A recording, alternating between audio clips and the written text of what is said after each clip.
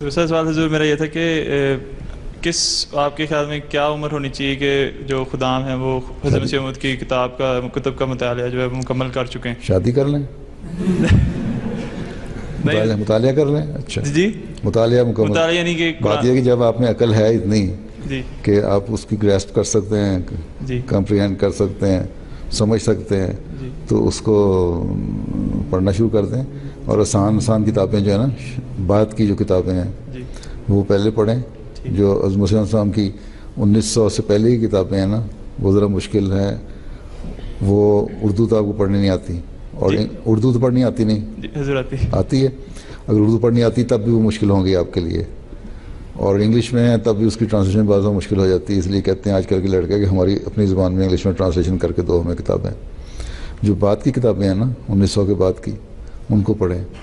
حقیقت الوحی مثلاً کتاب ہے، حضرت مسیح نے لکھا ہے اس کو اگر 3 دفعہ انسان، ہر کتاب کا لکھا ہے کہ 3 دفعہ پڑھو اگر پڑھ سکتے ہو، لیکن اس کا ہے کہ اس کو یاد کر لو تو ہر ایک کا جواب دے دو گے تم. ٹھیک.